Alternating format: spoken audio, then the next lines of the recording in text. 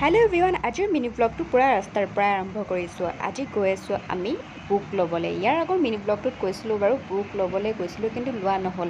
আৰু মই ৰৈ ফাইনেলি তাইক লগ পালোঁ আৰু তাইৰ লগত মই গৈ আছোঁ বুক ল'বলৈ। আৰু ফাইনেলি আমি বুকৰ ঠাইলৈ আহি পালোঁ আৰু বুক ল'লোঁ। তাৰপিছত গৰম কেনে গৰমি সেইদিনা আমি আহি জয়ানগৰ বজাই গৈছিলোঁ খোজকাঢ়ি। আজি আমি ক'ত যাম নাজানো ক'ত যাম, কিন্তু গৈ আছোঁ। তাৰ নিমবাতি মনৰ এটা জোৰত এড্ৰেছটো দিলোঁ নেকি? চবে খেতি দিব নালাগে দে। এড্ৰেছটো দিলে ঘৰ আহি সোমাব চবে, চবকে খুৱাব লাগিব বনাই বনোৱাটো পাকৈতে অলপ খুৱাই দিবি আৰু বনাই নোৱাৰি গৰমখনত।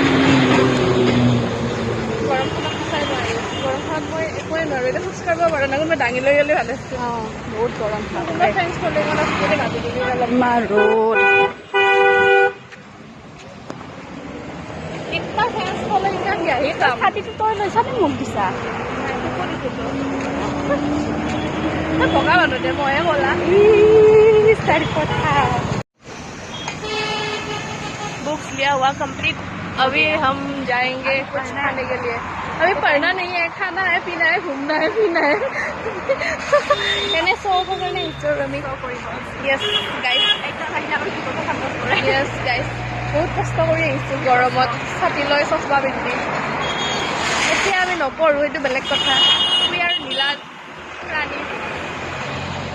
আজি আবেদৰ সলনি মই ব্লগটো আৰম্ভ কৰিছোঁ গাইছ, বেয়া চেয়া নাপাব।